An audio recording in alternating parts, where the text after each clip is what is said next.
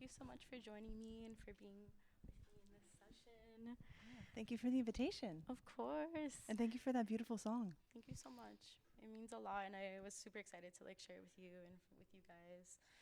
I so I feel like I've known you for a few years now. Like, we've crossed paths, I feel like, in a very like beautiful way, and you're somebody that I look up to so much. So it's very special for me to have you here. I feel very honored that you wanted to like sit in with me and like Thank you. chat. Thank you. Of course. So I actually met, let's talk about when we met Okay. in that stage of our life.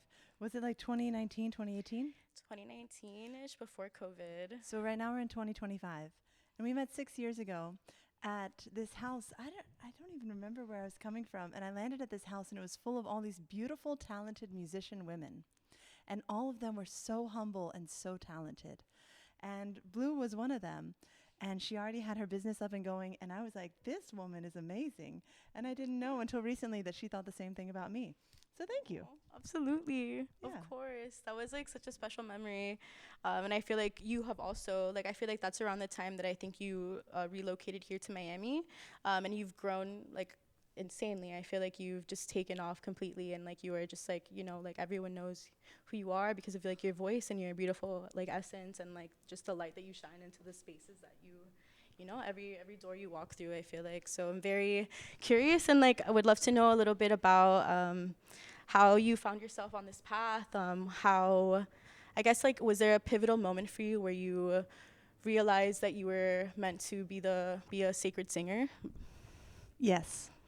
Okay, absolutely. So here's what had happened was I grew up singing reggae, and then I came to Miami. I landed here for college, and I started singing electronic music.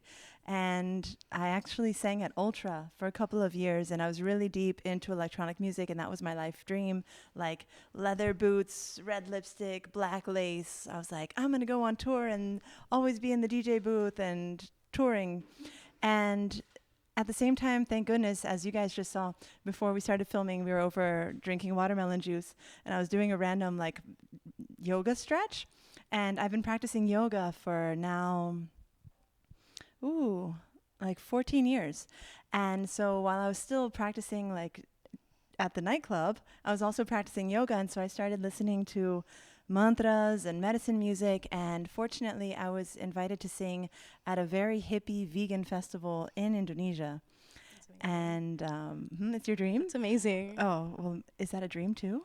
It could be. I Could mean, I'd love be. to travel singing, so absolutely, it totally is a dream. Put it on the list, and then like the most important thing to do is to have your vision, and instead of like aim for that vision, just think about the next few steps and just like take a step and then take a step and then take a step, I love because that. everything is just one step at a time. It's So not a like dream, it's a plan. yeah, and it's actionable when you like break it down. And so I got the blessing to sing at this festival in Bali, and it was really cool because timing wise, Ultra that year was like within a week. And I sang at Ultra, and it was VIP, whatever you want is right there in copious amounts. And then I went to Bali to sing at this like fully vegan coconut water, makeup free, caffeine free festival. And I was like, oh, this is actually what happiness is. It's not excess and material and just like falsity and superficiality. It's truly being happy and accepting of who you are, walking barefoot, being muddy and not giving an F, and respecting yourself and respecting those around you instead of trying to be the first one wherever you go and the hottest one. And I was like, I'm so grateful for this life experience. And slowly but surely, I started changing my path from electronic music into what was a very hippie vibe. And now I'm a very hippie vibe. But I also love now that. I still love electronic music. I just don't want to participate in that aspect anymore. That's so real, and I love that we're kind of in like weird mirror like aspects in our journey, because I fell into festival culture through vending, and have kind of like fallen in love with like electronic music as well. But I totally see that how you can easily lose yourself, and like also like lose respect with yourself, because of these environments and like kind of situations, and like I feel like competition and stuff that the lifestyle kind of brings. So it's so interesting that you saw that, and you were like, you wanted to stay so committed to your practice and your path that you like you stuck to it.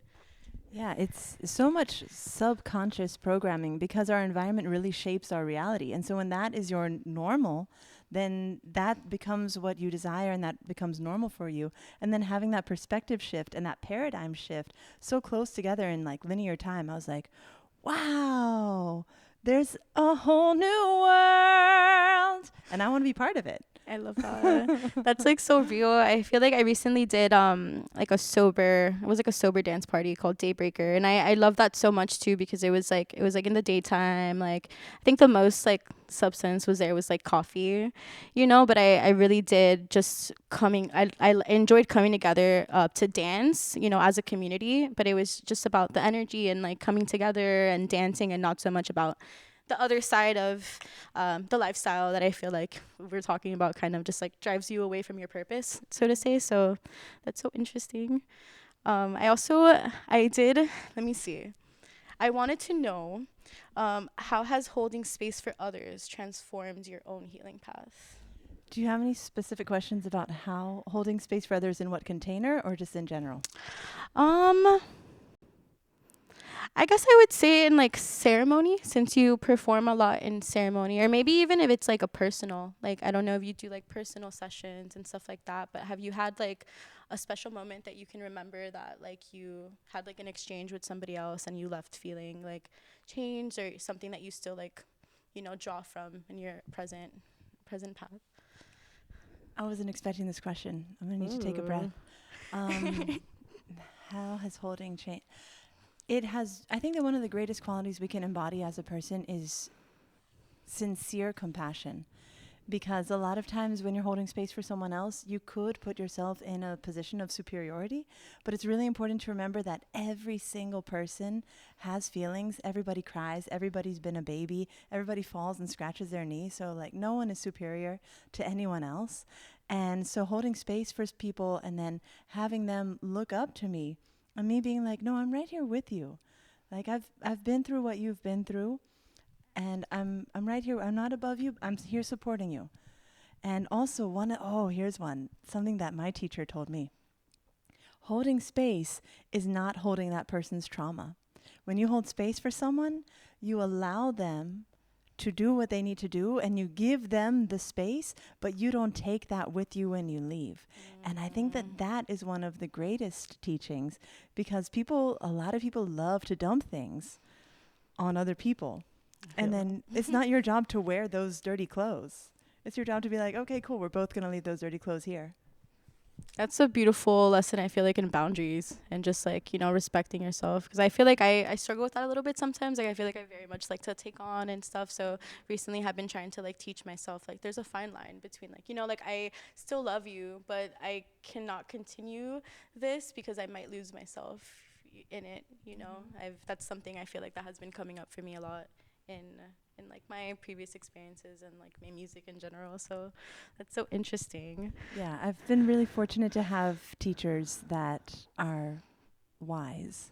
I love that. And also, one of the key qualities for me is humor. All of my teachers are freaking hilarious. I love that. We need humor. We do. We need to laugh. We need do. to smile and be happy. Because life is a cosmic joke. We're all just here to play and have fun. And then everyone takes it so seriously, but no one's getting out alive. That's so funny and so true. It's so deep. Let me see. I also really wanted to know. So, when it comes to music and channeling, where does your music come from? Do you feel like you're channeling, wisdom? Does it come from you? Like, where does your music come from? Yeah, my music definitely doesn't come from me. And actually, it's cool. So I teach yoga, and during Shavasana, which is the very end of yoga, this is the current ukulele that I use. And when I lay everybody down for that final Shavasana, I go to my ukulele and I just start playing notes, not even necessarily chords, and I just start playing. And a lot of times I'll just ask Spirit what wants to come through. And so a lot of the songs that you can hear on my Spotify were born in Shavasana in the yoga studio, and I'll sing it. It'll just come through me and I'll be playing it and then I'll sing it and then music is very ethereal. For me, a whole song can come through, and if I don't record it at the moment, then I'll never hear it again and I'll have no idea what it sounded like. So a lot of the songs that are you can find on my music platforms, I had to run over to my phone and record in a voice memo really quickly. And that's actually what just happened with my most recent release, which is a song in Portuguese, which is my third language. And I was riding my bike over by the beach, and then this whole song came in Portuguese. And I was like, oh, this is a good song. I just like pulled my phone out and recorded it. And now you can hear it on Spotify. And a lot of times that happens to me after ceremonies. The first song I released, Almar, it was after a ceremony. And I went to the beach with just my ukulele, my journal, and a pen. And I sat there by the ocean and I wrote this whole song in Spanish, which is my second language. And the way that it's recorded is exactly word for word how it came out of the pen on that day. So yeah, the music doesn't come from me. It just comes from a place of silence and what you would call the womb of all potential, which is the nothingness and the fullness, which is, I guess, called the ether. Yeah. I love that. That's very affirming for me to hear too, because like I was sharing a little bit before in like the intro how like I started receiving music. I always felt like I was receiving something. Maybe it was from like a distant part of myself or like from the universe or from this cosmic womb that you're seeing, but I feel that I've been there, and it's so comforting to know too that, you know, that I'm not crazy, you know, in a sense, and that, you know, I can honor that aspect of myself. And I feel like learning to listen to that voice in your stillness, or just to like learn how to decode that energy that's like moving through you, is like so powerful and like beautiful and healing in a way, you know. I have a question for you. Yeah. Have you found that there's anything that you do that opens the space for those words to come through? Doesn't it always happen when you're not doing anything, like doing the dishes or ironing or cleaning? Doing the dishes is like a big one for me. For me, it's also driving. I speak about this a lot in my music. I feel like it's a reoccurring theme that I speak about being like outside of my body. So like especially when I'm driving, I feel like I literally feel like my body, my spirit just like leaves me, and I don't know. I feel like when I drive and I really just let myself kind of be empty, it literally feels like I'm emptying my vessel. That's when things kind of come through. And I've in ceremony also received like a vision of like a cup before, where it was kind of like I was receiving guidance that was showing me like uh it was kind of like, when you feel empty, just wait, we're gonna fill you up again. And I was just, you know, whenever I go through this like period where I feel like I'm like depressed or like in despair, I just, something just kind of reminds me that like, no, this is just you being calm and empty and just waiting. You know, kind of like water is like still sometimes, and sometimes it's crazy and chaotic. I feel like this also ties back into the song that I wrote, you know. But yeah, I do feel like when I allow myself to be empty and free of thought, which is like interesting. I feel like there's something very like powerful and magical in that moment, you know. And I like being present with that muse, or you know, that energy. Yeah, and there are actually studies that show how important it is as humans for us to be bored. Because if you're constantly being stimulated, you're only putting things in and you're not ever able to put things out. And so that space of boredom is that space of between, that space of reflection and that space of processing. But nowadays people are so overstimulated and they're addicted to it that it's not very healthy. Absolutely. Do you I don't know, do you ever get like crowded thoughts, or do you know how to like stop yourself from like getting too deep into your head sometimes? Or do you know like when it's you, or like when it's like you're picking up, you know, like maybe like energies from like outside of you? Yes. When I don't feel good, I'm like, wait, what's going on? Because my baseline is super good.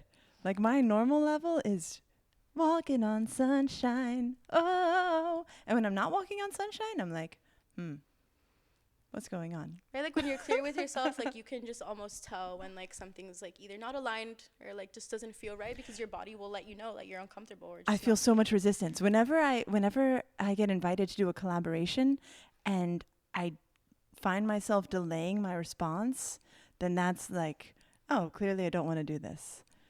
That's so real. Yeah, any type of, and because there are different types of procrastination for me personally. One is when I'm really excited about something and then I'm like, I'm so excited. I'm going to like save this for like a really exciting moment. And then the other kind is I really don't want to do that and I don't even want to respond to the person and I find myself being avoidant. But fortunately, I don't think I pick up other people's energies anymore. That was something I used to do, but I don't do it anymore. I'm learning to, I feel like that happens to me, and I'm learning to just remind myself that it's none of my business. You know, in a sense, it really isn't. And it's not good to like always like take on these, you know, like exterior factors. And like you were saying earlier, like take it on as your own. Yeah, it's nice because we're very visual creatures to see it as like dirty clothes and envision like someone giving you their dirty clothes and they're not your clothes to wear, or like even their emotional baggage. You can visualize it as like dirty, shabby luggage. It's not yours to carry. So when you can identify that, you're like, oh, not my deal. Like, and it's if it's out of your control, then it can also be out of your mind, right? Because the mind loves to just spin things and DJ them. And Ricky, let's play that again. Just go through loops in your head, and you just like never. No, it's like let's move forward. Let's go. Yeah. Exactly. I think we have time for a couple more questions before I dive deep into your music and stuff like that. I did want to know, where do you draw inspiration from? Like what traditions, what inspires you, if anything? If anything at all. So many. So currently I'm practicing a lot more yoga, and so a lot of mantras are coming through. And for a lot of the events that I do, people request specific mantras. And so I love nerding out and reading really deep into mantras. And I also have a Vedic philosophy teacher that I always run things by, just to make sure, because there are a lot of interpretations and there's a lot of modern interpretations, which are all good and well, but I like to get as deep into the root as I can. So a lot of mantras and a lot of... for a while, I was sitting with a lot of peyote, so that influenced a lot of my music. But now it's... wait, let me think about the songs I have coming out. Now it's mostly mushrooms and yoga. I love mushrooms. Mushrooms have definitely been like a really I big know, I festival see your for little me ring. too. Yeah. I love Los Niños. I feel like it's been a very good like heart opening, like connecting with my inner child era for me, as I feel like you can see. So I love that. Because they're Niños Santos or Niños de Luz. So they're children. Yes, I love that. And what message, if you could choose just one message that you want to leave your audience with, what is that? Run wildly towards your dreams because you only live once. That's beautiful. I love that. It really is.